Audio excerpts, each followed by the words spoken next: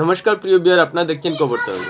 মহারাষ্ট্র এবং ঝাড়খণ্ডের বিধানসভা নির্বাচনের সঙ্গে সঙ্গে 12টি রাজ্যের 48টি আসনেও উপনির্বাচন হয়েছে এবং সেই আসনের মধ্যে পশ্চিমবঙ্গে 6টি আসনেই তৃণমূল জিতেছে। আর বামপন্থী এবং কংগ্রেসের জামানত জব্দ হয়েছে।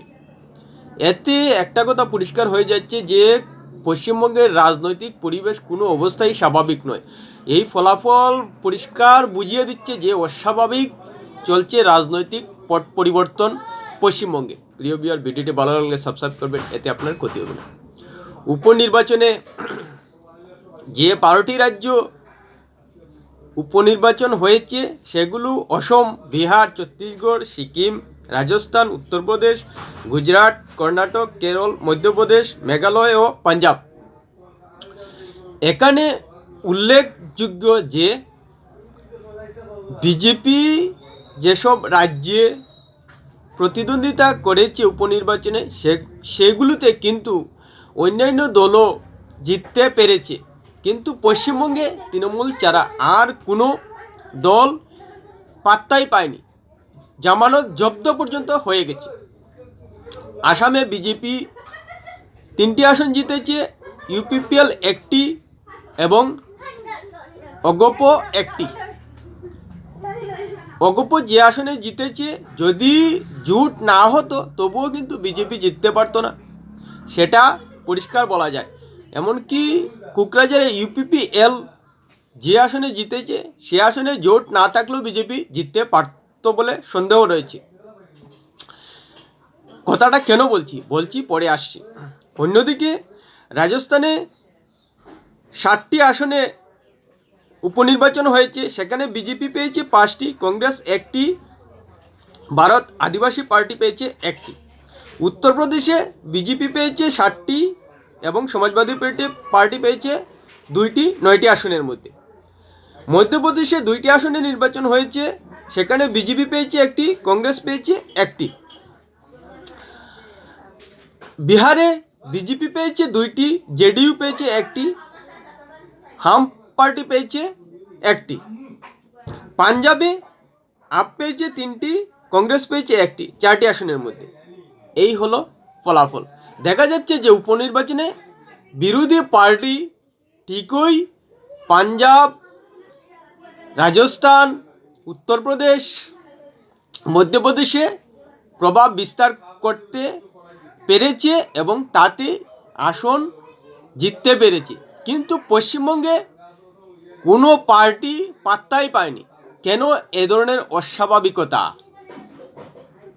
এখানেই ভাবাচ্ছে যে মাদারিহাট বিজেপির গড় ছিল, সেই মাদারিহাটও তৃণমূল ছিনিয়ে নিয়েছে। এখানে অনেকেই বলতে পারেন যে শাসকের পক্ষে ভোট গিয়েছে পশ্চিমবঙ্গে, কিন্তু প্রশ্ন হলো রাজস্থান, উত্তরপ্রদেশ, পাঞ্জাব, মধ্যপ্রদেশে কেন শাসকের পক্ষে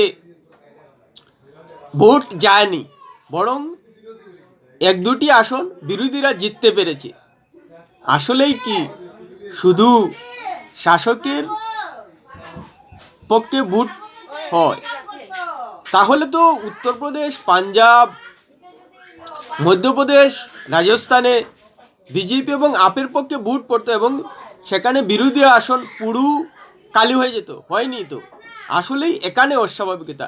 পশ্চিমবঙ্গে যে ভোটটা সুষ্ঠুভাবে হয় না, সেটা শুভেন্দু অধিকারী পরিষ্কার বলে দিয়েছেন যে উপনির্বাচনে ভোটই হয় না।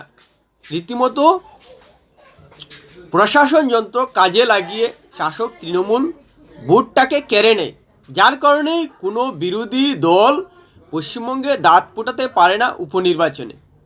আর সেটাই হয়েছে বলে অনুমান করা যায়, যেহেতু তৃণমূলের বিরুদ্ধে অভিযোগ উঠছে যে তারা ভোটটা করতে দেয় না কোনো বিরোধী দলকে, যার কারণে বিরোধী দলের জামানত জব্দ হয়। আর সেটাই দেখা গেছে উপনির্বাচনে।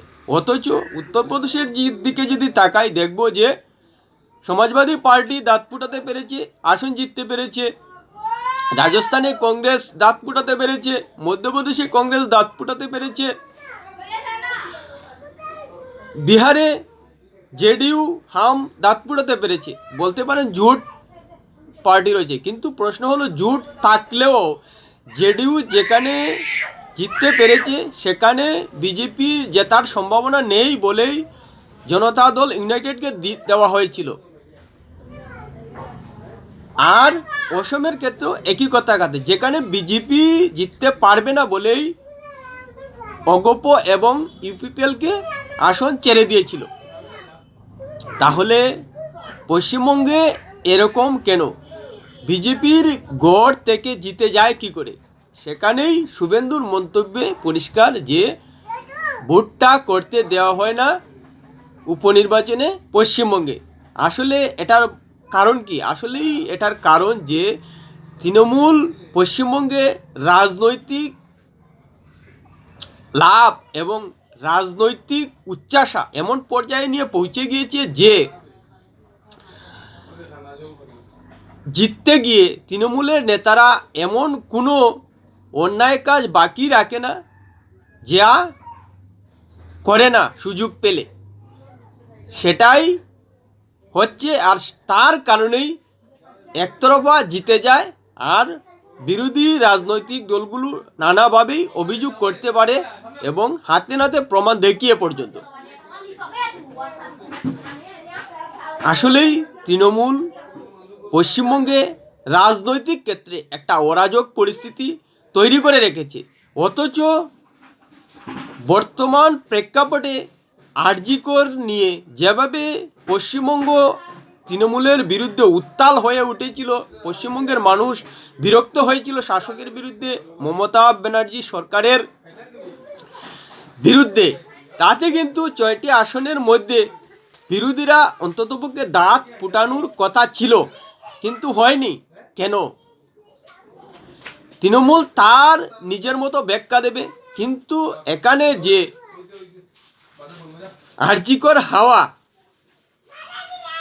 কাজে লাগেনি তৃণমূলের রাজনৈতিক দুরভিসন্ধির কারণে, সেটা নিশ্চিতভাবে বলা যায়। যেটা শুভেন্দু অধিকারী বলছেন, অধীর চৌধুরীরা বলছেন, আর এটাই হচ্ছে। আসলে রাজনৈতিক নেতাদের তৃণমূল সরকার বিভিন্ন সুযোগ সুবিধা দেয়, যার কারণেই উপনির্বাচন বলুন আর যে কোনো নির্বাচন বলুন, রাজনৈতিক নেতারা অন্যায় পথ নিয়ে নির্বাচনটা যেন তেন প্রকারে জেতার চেষ্টা করেন, আর বিরোধী নেতাদের জামানত জব্দ হয়ে যায়।